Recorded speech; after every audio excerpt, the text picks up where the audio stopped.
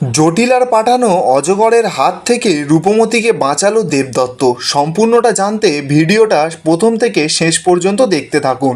গল্পের শুরুতে দেখা যায় রূপমতি শুনতে পায় যে জঙ্গলের সমস্ত পশু পাখি কিরকম যেন চিল্লে চিল্লে ডাকছে। রূপমতি দেবদত্তকে বলছে, জঙ্গলের পশু পাখিরা এইভাবে ডাকছে কেন? ওদের কি কোনো বড় বিপদ হলো নাকি? রূপমতি কিন্তু এখানে একটা বিপদের গন্ধ পাচ্ছে। দেবদত্ত তখন রূপমতিকে বলছে যে পশু পাখিদের আবার বিপদ। দেবদত্ত তখন দেখতে পায় যে গাছের ওপরে খরগোশ উঠে বসে আছে। দেবদত্ত তো দেখেই অবাক, বলছে এ কি, গাছের ওপরে খরগোশ কি করছে, ওখানে উঠলই বা কি করে? রূপমতি তখন দেবদত্তকে সমস্ত কিছু পরিষ্কার করে খুলে বলছে তুমি এই জঙ্গলের কিছুই জানো না। এই জঙ্গলে সমস্ত পশু পাখি নিজেদের সহজাত থেকে আচরণ সমস্ত কিছু ভুলে গেছে। তাই সকল পশু পাখিরা নিজেদের নিজেদের মতন ব্যবহার করে। এখানে পাখিরা মাটিতে হেঁটে বেড়াচ্ছে, ময়ূরেরা গাছে উঠে বসে থাকে, পেঁচা দিনের আলোয় জেগে থাকে, আর গন্ডার প্রজাপতির উৎপাতে পালায়। এই যেমন দেখো না, খরগোশটা গাছের ওপরে উঠে বসে আছে, কিন্তু ও জানেই না যে গাছ থেকে কী করে নামতে হয়। দাঁড়াও, আমি ওকে গিয়ে একটু নামিয়ে দিই। দেবদত্ত তখন আস্তে আস্তে ব্যাপারটা বুঝতে পারছে, বলছে ভুলে গেলে কি সবাই এরকম হয়ে যায়? আমিও কি তাহলে রূপমতিদের ভুলে গিয়ে এরকম আচরণ করছি? এদিকে দেখা যাচ্ছে রূপমতি তো খরগোশটাকে গাছ থেকে নামানোর চেষ্টা করছে। তখনই দেখা যায় খরগোশটা লাফ মারে। রূপমতি তো সঙ্গে সঙ্গে মাটিতে পড়ে যায়। দেবদত্ত সেটা দেখে ছুটে যায় রূপমতির কাছে, রূপমতিকে বলছে তোমার লাগেনি তো রূপমতি? রূপমতি তখন মনে মনে ভাবছে আর বলছে যে এই টোকাতে আমার কিছু হয় না ব্যাতকুমার, তুমি জানো না তো, তুমি তো সমস্ত কিছু ভুলেই গেছো যে আমরা দুজন মিলে কত বড় বড় বিপদ ঝড় পার করেছি। ঠিক তখনই দেখা যায় বাঘ আর হরিণ পাশাপাশি দেবদত্ত আর রূপমতির দিকে আসছে। দেবদত্ত এই দৃশ্য দেখে পুরো অবাক। সত্যি আপনারাই বলুন তো, এইরকম দৃশ্য কি কখনো দেখা যায় যে বাঘ আর হরিণ পাশাপাশি আসছে? ঠিক দেবদত্তরও তেমনটাই মনে হচ্ছে যে বাঘ আর হরিণ পাশাপাশি। রূপমতি তখন দেবদত্তকে বলছে হ্যাঁ, এখানকার সমস্ত প্রাণীদের সমস্ত স্মৃতি ভুলে গেছে। ওরা কে, ওদের ভূমিকা কি, ওরা কি খেত, ওরা কি খায়, সমস্ত কিছু ভুলে গেছে।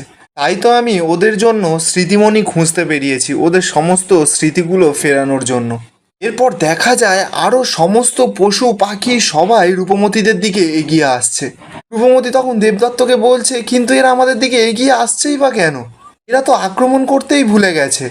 দত্ত তখন বলছে এরা যদি আক্রমণ করা ভুলেই যাবে তাহলে এরা আমাদের সবাইকে ঘিরে ফেলছে কেন? রূপমতি তখন পশু পাখিগুলোকে বলছে যে তোমরা সবাই একটু শোনো, আমি তোমাদের শত্রু নই, আমরা তোমাদের এখানে কোনো ক্ষতি করব না, তোমরা শোনো সবাই। তখনই সেখানে দেখা যায় একটা পাখি ডালে বসে বসে সকলকে বলছে রূপমতি আমাদের শত্রু, রূপমতিকে মারো।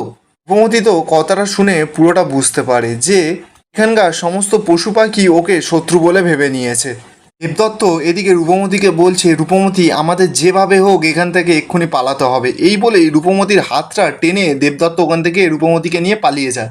অপরদিকে দেখা যায় অরু, অভিরাজ, কুমার, তত্তরী সকলে মিলে তো জঙ্গলে আগুন পাখিকে খুঁজছে, কিন্তু আগুন পাখিকে ওরা কোথাও খুঁজে পায় না। অনেক খোঁজাখুঁজির পর ওরা আগুন পাখিকে দেখতে পায়। আগুন পাখিকে জিজ্ঞাসা করছে যে তুমি এতক্ষণ কোথায় ছিলে? আগুন পাখি তো আর চোখে কুমারের দিকে তাকিয়ে মনে মনে ভাবছে যে কুমার নিশ্চয়ই আমাকে ঠিক সন্দেহ করেছে যে আমি জটিলার সঙ্গে দেখা করতে গেছিলাম, কিন্তু ও জানলে জানুক, বাকিরা যেন না জানতে পারে। আগুন পাখি এরপর সকলকে বলছে যে আমি তো জঙ্গলের মধ্যে হারিয়ে গেছিলাম। অন্যদিকে কুমার মনে মনে বলছে নিশ্চয়ই আগুন পাখি জটিলার সঙ্গে দেখা করে এসেছে, কিন্তু আমি তো এখান থেকে এখনো পর্যন্ত যেতে পারলাম না। তত্তরই এদিকে আগুন পাখিকে বলছে কিন্তু আগুন পাখি তুমি তো উড়তে পারো, তুমি তো উড়ে উড়ে আমাদের খুঁজলে পারতে, তুমি কেন খুঁজলে না আমাদেরকে? তখন আগুন পাখির ওপর সন্দেহ হয়, বলছে এই তুমি কিন্তু একদম আমাদের সঙ্গে চালাকি করবার চেষ্টা করবে না। তুমি যদি চালাকি করার চেষ্টা করো তাহলে কিন্তু ফল ভালো হবে না। তুমি ভেবো না যে তোমাকে আমরা সন্দেহ তালিকা থেকে বাদ দিয়ে দিয়েছি। আগুন পাখি তখন বলছে কিন্তু কেন, আমি তো হারিয়ে গেছিলাম, আবার তো ফিরেও এসেছি তোমাদের কাছে। অপরদিকে দেখা যায় দেবদত্ত তো রূপমতিকে নিয়ে ছুটছে, পেছন পেছন পশুরা আক্রমণ করেছে। দেবদত্ত রূপমতিকে বলছে আমরা এইভাবে ছুটে ওদের কাছে পারবো না, কিন্তু রূপমতি এদিকে দেবদত্তকে এটাও বলছে যে কোনো পশু পাখিকে আঘাত করা যাবে না, ওরা অবলা প্রাণী।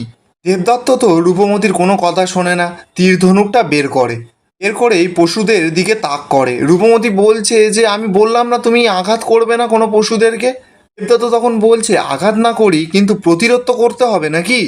এরপর দেবদত্ত অনেকগুলো তীর মেরে মেরে পশু পাখিদের ভয় দেখানোর চেষ্টা করছে, কিন্তু কোনো পশু পাখিই তো কোনো তীর মানছে না, রূপমতিদের দিকে তেড়ে আসছে। এরপর রূপমতি দেবদত্তকে টেনে একটা গাছের আড়ালে চলে যায়। দেবদত্ত তখন রূপমতিকে বলছে যে পশু পাখিদের কিন্তু ঘ্রাণ শক্তি খুব, ওরা ঠিক আমাদের খুঁজে বের করবে। রূপমতি তখন এটাই বোঝানোর চেষ্টা করছে দেবদত্তকে যে পশু পাখিরা তো নিজেরা নিজেদেরকেই আক্রমণ করছে না, তাহলে ওরা কেন আমাকে আক্রমণ করার চেষ্টা করছে।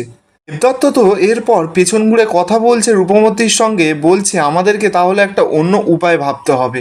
ঠিক তখনই দেখা যায় রূপমতির সারা শরীরে একটা বড় অ্যানাকন্ডা সাপ জড়িয়ে ধরেছে। দেবদত্ত তো তখনই পেছন সামন ঘুরতেই রূপমতিকে এমন অবস্থায় দেখে পুরো চমকে যায়। দেখতে পায় যে একটা অ্যানাকন্ডা পুরো রূপমতিকে জড়িয়ে ধরেছে। দেবদত্ত তখনই রূপমতিকে বলছে রূপমতি তুমি ভয় পাবে না, তুমি একটা জায়গায় পুরো স্থির হয়ে দাঁড়াও। এরপর দেবদত্ত অনেক করে চেষ্টা করছে ওই অজগর সাপটাকে বিভ্রান্ত করার, মানে পা দিয়ে আওয়াজ করছে, হাততালি মারছে যাতে সাপটা দেবদত্তর দিকে আসতে পারে। কিন্তু সাপটা তো কিছুই উদ্দেশ্য করতে পারছে না, রূপমতিকে গিলে খাবে বলে এবার গাল হা করছে। দেবদত্ত তখন মনে মনে বলছে ভেবেছিলাম প্রাণী হত্যা করব না, কিন্তু এবার আমি নিরুপায়, রূপমতিকে বাঁচাতে গেলে এবার ওকে আঘাত করতেই হবে। দেবদত্ত এবার যখন তীর ধনুকটা বের করে মারতে যাবে তখনই দেখতে পায় যে সাপটা আস্তে আস্তে রূপমতিকে ছেড়ে দিচ্ছে। রূপমতি ও দেবদত্তকে বলছে যে ও স্মৃতি ভুলে গিয়ে অদ্ভুত আচরণ করছে, তুমি একটা কাজ করো কিছু পাতা নিয়ে আসো, দেখি ও আমাকে ছেড়ে দেয় কি না। এরপর দেবদত্ত ছুটে গিয়ে রূপমতির সামনে অনেক রাস পাতা নিয়ে চলে আসে। সাপটা এবার সেই পাতাগুলো দেখে খাবে বলে রূপমতিকে ছেড়ে দিয়ে পাতাগুলো খেতে শুরু করে। দেবদত্ত তো তখনই রূপমতির কাছে ছুটে যায়, রূপমতিকে বলছে তুমি ঠিক আছো রূপমতি। রূপমতি জানায় যে হ্যাঁ ও ঠিক আছে, কিন্তু এই পশু পাখিরা কেন ওকে আক্রমণ করছে ও কিছুতেই বুঝতে পারছে না। দেবদত্ত তখন রূপমতিকে বোঝাচ্ছে আর বলছে হয়তো ওরা স্মৃতি ভুলে গেছে তাই জন্য। রূপমতির তো সন্দেহ হচ্ছে, বলছে না সকলে মিলে একসঙ্গে আমাকে আক্রমণ করতে চাইছে, আমার মনে হচ্ছে নিশ্চয়ই কোনো অন্য কারণ আছে। দেবদত্ত তখন রূপমতিকে বলছে কিন্তু তো ঠিক আছে, কিন্তু বাকি পশু পাখিদের থেকে আমরা নিজেদেরকে রক্ষা করবোই বা কী করে। রূপমতি জানাচ্ছে যে হ্যাঁ সেটাই তো, চারদিক থেকে তো পশু পাখিরা আমাদের ঘিরে নিয়েছে, আমাদের তো কোথাও লুকাবারও জায়গা নেই। তখনই দেখা যায় জঙ্গলের পশু পাখিরা আবারও রূপমতিদের দিকে তেড়ে আসছে। দেবদত্ত তো আবারও তীরধনুক বের করেছে, কিন্তু কাকে ছেড়ে কাকে মারবে। রূপমতির মাথায় তখন একটা বুদ্ধি আসে, সে সেই খুনখুনে বুড়ির দেওয়া বাঁশিটা বের করে। বাঁশিটা বের করে জোরে জোরে বাজাতে থাকে। আর জঙ্গলের সমস্ত পশু পাখিরা তো আর রূপমতিকে আক্রমণ করছে না। অন্যদিকে দেখা যায় জটিলা, পিষাণকেতু, তারপরে লতা সকলে তো মিটিং করছিল। রূপমতির বাঁশির আওয়াজে জটিলা আর পিষাণকেতু দুজনেই ঘুমিয়ে পড়ে, শুধুমাত্র একা লতাই ঘুমায় না। লতা জটিলাকে বারবার করে ডাকছে যে জটিলা উঠুন, রাক্ষস রানী উঠুন, দেখুন রূপমতির তো খোঁজ নিতে হবে, রূপমতি এখন কোথায়, আর এই পশু পাখিরাই বা শান্ত হয়ে গেল কেন। কথা তো বারবার করে ওদেরকে ওঠানোর চেষ্টা করছে, কিন্তু ওরা তো ঘুমিয়েই পড়েছে, কিছুতেই উঠছে না। লতার মনে তখন একটা সন্দেহ জাগে, বলছে এই বাঁশির সুরটা ভেসে আসার পর থেকেই পশু পাখিরা কেমন যেন শান্ত হয়ে গেছে। তবে কি ওই বাঁশির সুরের জন্য এই সমস্ত কিছু হচ্ছে?